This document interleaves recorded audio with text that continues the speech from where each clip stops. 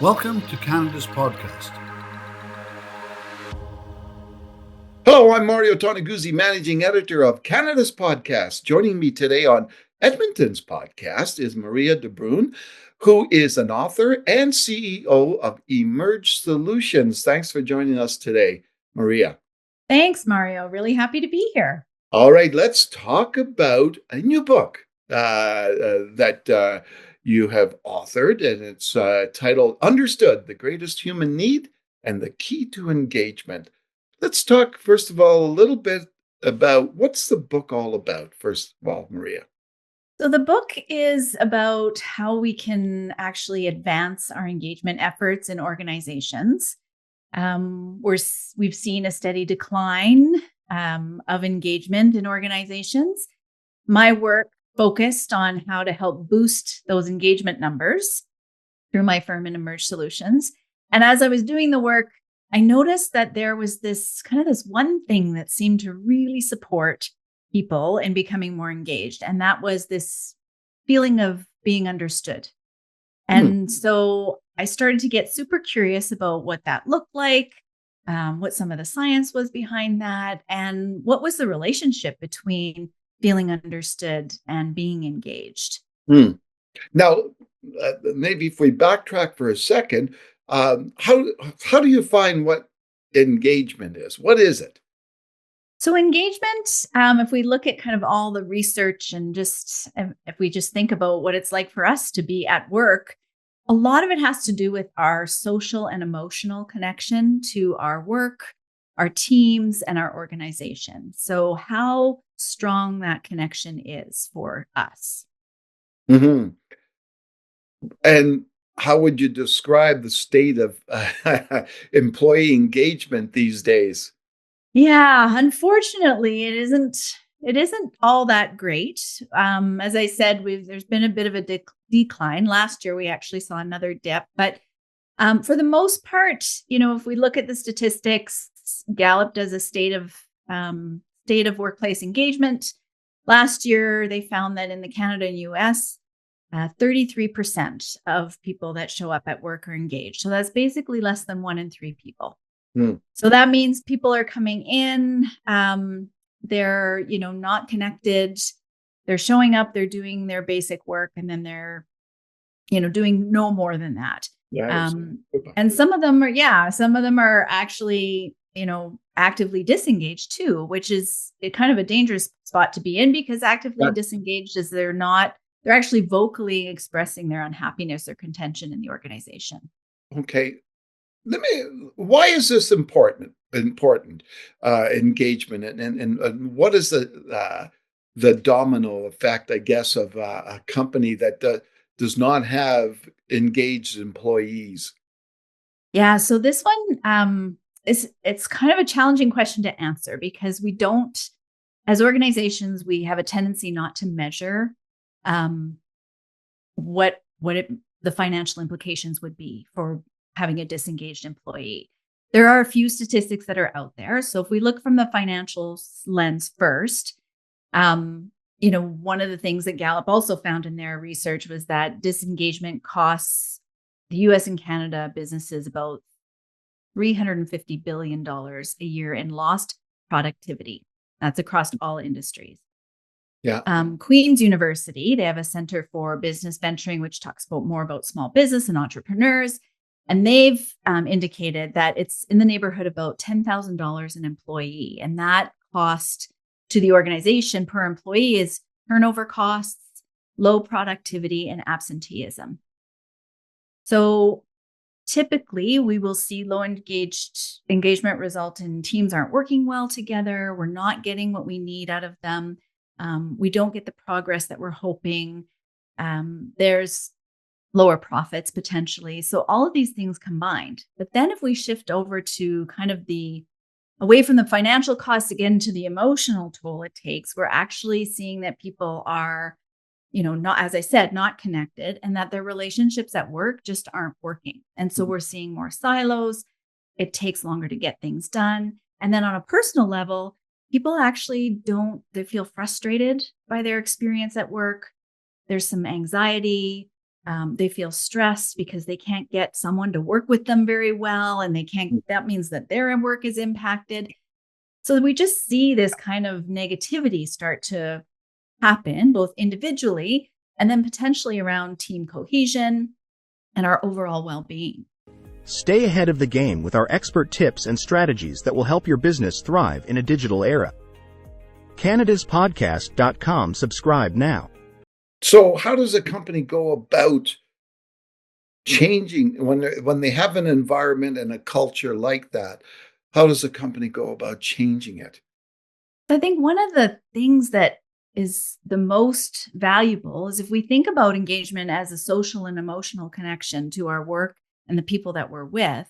One of the biggest indicators or influences on people's engagement is actually their relationship with their leader.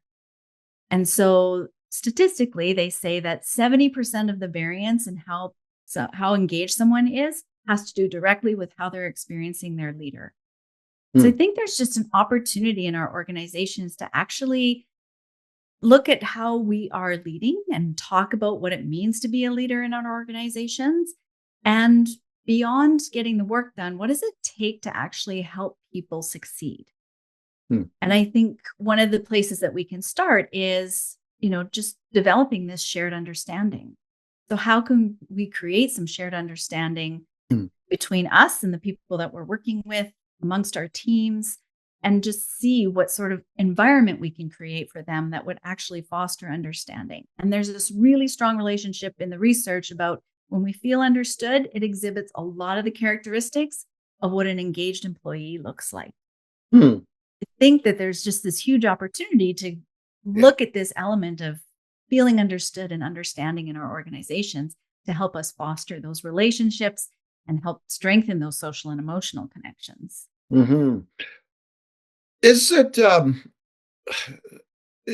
just, the bigger the company, is it the tougher to engage employees? Like, imagine a small architecture firm, in downtown Edmonton could probably have more engaged employees than a company that has 100 employees. Or Yeah, I think definitely. But I think some of the things that we're even seeing in those smaller organizations is we're needing to change more rapidly. So we're faced with change more often in our organizations, which can cause some stress and anxiety for people. The way that we're working has shifted dramatically in the last 4 to 5 years with our hybrid and remote models. So how people are relating to each other and working in those types of models. And then just the experiences that we're having with our client expectations. So really, like, even if you're a smaller firm, there are some of these external factors that can influence what people's experience is at work. Now, okay, you brought up a really interesting topic, right? And I wanted to talk about this, the hybrid and remote work thing. I guess it's, how do you look at this? Okay, so you look at the remote work model, and employee's going to be happy because she wants that, right? Yet they're away from that, and they're not engaged with the company and with others, right? So what impact does this remote thing have and has, and what do companies need to do to I don't know, maybe facilitate that can actually lead to better engagement? Yeah, so I think it's such an important space that we're in right now with trying to navigate that, and really tough for leaders to navigate it. I think the biggest thing is that we're instilling some really purposeful and deliberate ways to create connection for people. And so that can look like lots of different ways in the virtual environment, but it's actually being aware that it's really important that we're talking to one another on a regular basis. It's really easy for us to get into our little bubbles and think, I've got my work done, check, here I go. Yeah. Not really understanding the impact of all of that. So leaders can, often bring their teams together, whether that's once a week, whether they start the week on a Monday morning where it's everybody comes together. We're going to have just a Q&A about what's happening. How was your weekend? So a bit of that social connection. And then we're going to talk about what's on our plates for the week and where do we see some connections that, I'm working on this and I can see that I'm going to be reaching out to you this week as a result of that you can expect to hear from me. So we're just starting to share some information and build some connection with one another through the context of what's on your mind, what's on your plate this week, how can we support one another?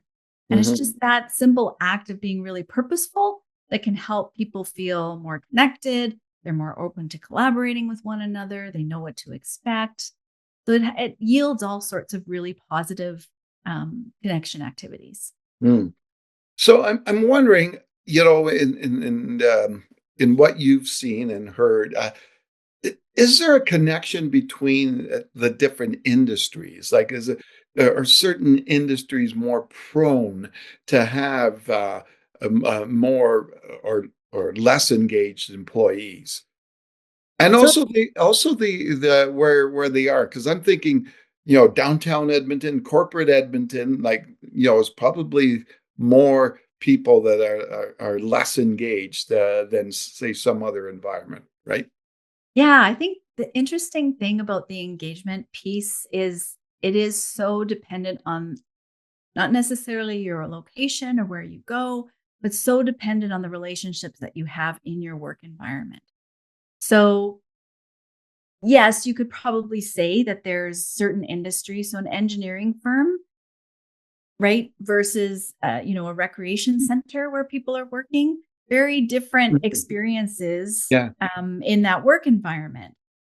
I think what's most valuable or useful is to think about engagement around that relational piece. So regardless of what industry you are, we still have this basic human need to feel connected and to have some sort of relationship with the people that we're working with. And so that's really where my work focuses on. It's that there's a more human element to engagement that we're trying to bring to the top.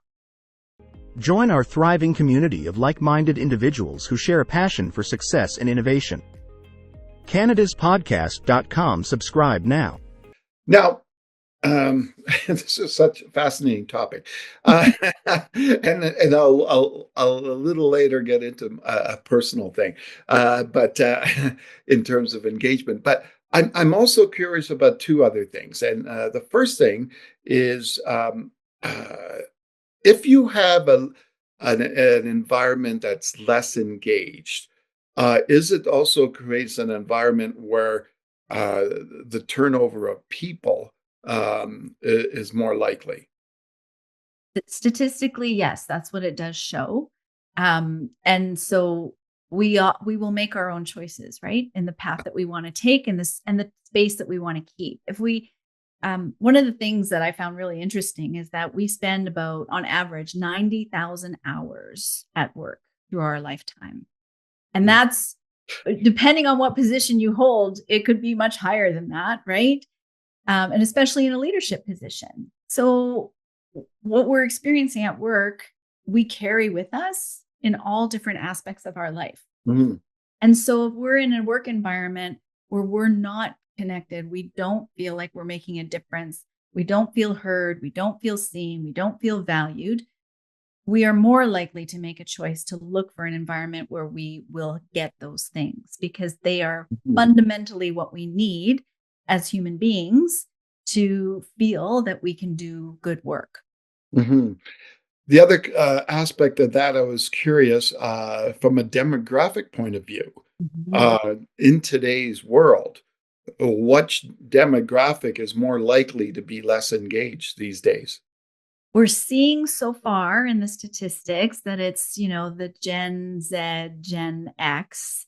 And what we're seeing is that it's because they are looking to come in and work differently, which is rubbing up a little bit against what our traditional forms of workplace are. So yeah, this is presenting a challenge for leaders, right? To manage these multi-generational workplaces. And some of them, and especially in small businesses, you can see up to 5 different generations in one workplace with all of these different experiences that they're bringing with them. And to get an appreciation as a leader to actually say, okay, so how I grew up and the way that I did my education, the work experience that I have is fundamentally different than what is coming in. The younger generation is just like, it was all technology. I'm used to picking up my phone and asking a question and getting an answer. Older generation is, I'm used to having to walk down the hallway and ask the question of somebody, right? So it's just like these really interesting dynamics that are starting to show up, and how we actually have some conversation and generate some understanding about what each of us is bringing in to the workplace and what those strengths are and how we can leverage it can be super important for organizations right now. All right. So last question I have, and it's kind of as I said, personal thing. So, I worked, I'm not going to mention who, but I worked for a big company for 35 years before getting laid off, but that's another story.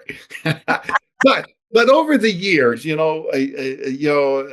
company, realizes that they got to do some stuff with employees, right? So they introduce all these, training sessions, right? And all rah, good stuff happening, and all that stuff. But I always found that, the execution of what from the training sessions never happened, right? Because the people that were supposed to execute it, which would be your managers and leaders, never followed through. And, how do you um, how do you get into a company mindset that they need the buy-in from all levels to make sure this happens? Yeah. So that's probably one of the biggest challenges and the ones that I'm confronted with all of the time, because Yeah, I'll get called in to work with a specific team and yeah, you do all this great work and then they're all excited yeah, and then nothing happens after that, exactly. And then right? it's worse. Then it becomes worse, right? It does. Yeah. So one of the first places that I stop is I'm like, okay, so yes, I'm happy to work with your team, but let's talk about what your leadership thinks about this, where they want to go. What does leadership look like here in this organization? And then I find that it's really, really important to invite those leaders in to make sure that they're having the same training. Because part Mhm. of the challenge is we come out with new language and we're super excited and we try it in a meeting. And then all of a sudden, nobody else gets it or they just shut down. You're like, well, forget it. I'm not Yeah, going to do it. Right. So it's yeah. really, really challenging, but you have to start with the leadership in an organization.